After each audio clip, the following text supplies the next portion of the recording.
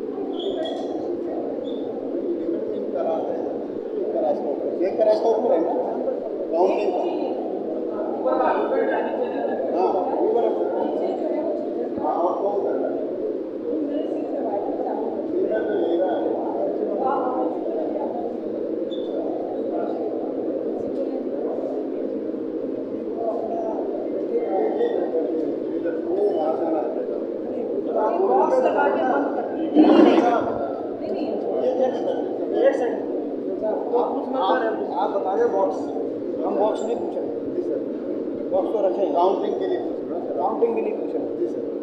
जो हमारे पीछे बैठे, जो हमारे जो लोग अलाउड होते हैं ना, जो बेचारे बैठे वो तो निगरानी के लिए कुछ तो बाहर बैठते हैं, कुछ हॉल में अंदर नहीं है अलाउड। वो कहाँ बैठे हैं वो सर, वो कौन सी जगह पे बैठे हैं सर? पीछे भी है, पीछे हॉल भी है। 18 राउंड है। भादुगढ़ की कहाँ है? ये भी है भादुगढ़ की ज़्यादा नहीं, बादली की सबसे ज़्यादा मिलेगी। उनकी वोट भी ज़्यादा नहीं,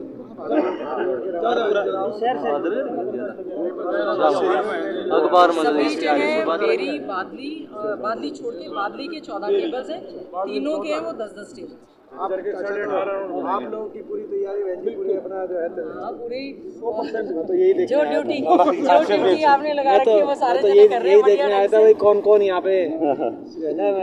अब आपके हवाले हैं वतन साथी। बहुत बढ़िया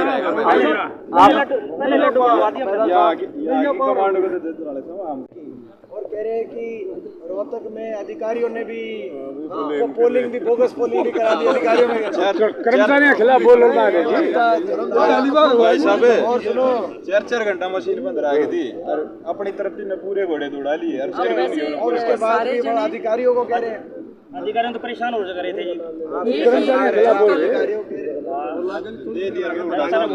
हुड्डा साहब ने बढ़िया बयान दिया। आपकी वोट दी थी वो उसकी जरूरत नहीं पड़ी। चलो ये आने वाले समय के लिए सारे संकेत ठीक है, चलता बढ़िया रहेगा। सरकार वाले विपक्ष के खिलाफ पुलिस ना सिर्फ रोहतक मगर हरियाणा की 10 की 10 सीट पे कांग्रेस गठबंधन के उम्मीदवारों का ज़बरदस्त शानदार प्रदर्शन होने जा रहा है। हर सीट पे हम जीत की तरफ अग्रसर हैं। मैं विश्वास है और रोहतक लोकसभा सीट से बड़े बहुमत से लोगों का आशीर्वाद मिलेगा, ऐसा मेरा विश्वास है। देखिए एग्जिट पोल जो है वो तो चलो असली जो बात है वो तो कल है। पोल तो कई बार सही होते हैं, कई बार गलत होते हैं। कल की काउंटिंग पे हमारा विश्वास है और हमें पूर्ण विश्वास है कि हरियाणा में बहुत बेहतरीन प्रदर्शन कांग्रेस पार्टी का रहने जा रहा है। चौधरी भूपेंद्र सिंह जी हुड्डा के नेतृत्व में, चौधरी उदय भान जी के नेतृत्व में, केंद्र में मल्लिकार्जुन जी खड़गे के नेतृत्व में, राहुल गांधी जी के नेतृत्व में कांग्रेस पार्टी हरियाणा के अंदर एक अच्छा प्रदर्शन करने जा रही है। जिस तरह से 400 पार का नारा दिया गया तो फैला होता दिख रहा है। काउंटिंग होगी, गड़बड़ नहीं होगी। देखिए पिछली बार जो रोहतक लोकसभा सीट की मतगणना की बात थी, जहाँ तक एक प्रश्न चिन्ह उठा था कि जो पोस्टल बैलेट है, पोस्टल बैलेट मशीन की गिनती की ख़त्म होने के बाद पोस्टल बैलेट एक साथ लाए गए, संख्या उसी टाइम आई और उनकी गिनती हुई। और इस बार आपने देखा होगा कि संपूर्ण विपक्ष ने जाकर इसको उदाहरण मानकर कि रोहतक में पिछली बार गलत हुआ, इसको उदाहरण मानकर इलेक्शन कमीशन से मांग करी कि पहले गिनती पोस्टल बैलेट की कराई जाए। और इसीलिए ये नया नियम तय किया गया है, 8 बजे पोस्टल बैलेट सारे के सारे खोल दिए जाएंगे, गिनती शुरू हो जाएगी। और अगर सारी गिनती सुचारू ढंग से 8 बजे शुरू हो जाती पोस्टल बैलेट की, तो चाहे गिनती चल रही हो, लेकिन आसार तब जाके 8:30 बजे मशीनों की गिनतियाँ शुरू होंगी। इस जो ये इलेक्शन कमीशन ने कल जो गए था सारा संपूर्ण विपक्ष, जिन्होंने रोहतक लोकसभा का उदाहरण दिया इलेक्शन कमीशन के आगे, तो इलेक्शन कमीशन ने उनकी बात को रखा है और इस बार इस प्रक्रिया को अपनाया जाएगा इस बार। तो मैं विश्वास है कि पोस्टल बैलेट वाला जो प्रश्न चिन्ह है वो नहीं होगा इस बार।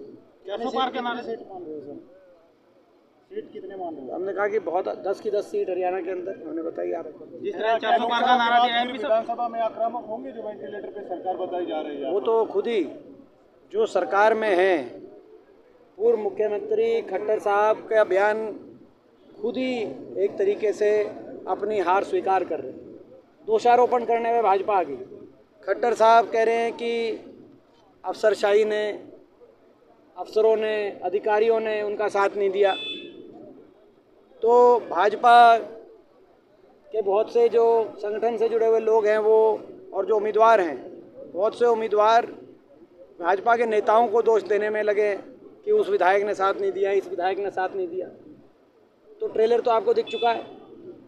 और ये भी कहा खट्टर साहब ने कि बोगस पोलिंग। मैं उनसे कहना चाहता हूँ कि पहला चुनाव है जब एक भी बूथ पर रीपोल नहीं हो, उनके तो पोलिंग एजेंट होंगे।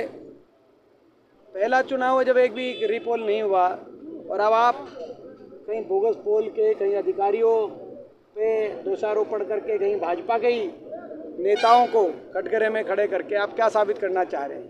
किस किस पे दोष, कोई किस किस को दोष देंगे? खुद भी दोष लीजिए। 10 साल आप मुख्यमंत्री थे। आज प्रदेश में जो हालात बदलाव के बने हैं, मैं समझता हूँ कहीं ना कहीं जो प्रदेश सरकार की जो 10 साल की हरियाणा की कार्यशैली रही, उसका भी बड़ा असर जो भाजपा की का जो हरियाणा के अंदर जो सेटबैक भाजपा को लगने जा रहा है, उसमें उसका भी बड़ा भूमिका उसकी रही। 400 पार का नारा फैला होता दिख रहा है। कल राहुल गांधी ने भी कहा है कि अरे जो है अभी मैंने जैसे कहा कि निश्चित तौर से कल जो नतीजा है वो भी हमारे पक्ष में आएगा। और जब यहाँ हमारे बाटे हार लगी थी तब भी धन्यवाद करने हम पहुँच गए थे। लोगों के बीच में 5 साल रहे थे, तब भी हमने लोगों का धन्यवाद किया था। तो हम तो लोगों का धन्यवाद करने में कोई कसर छोड़ेंगे नहीं।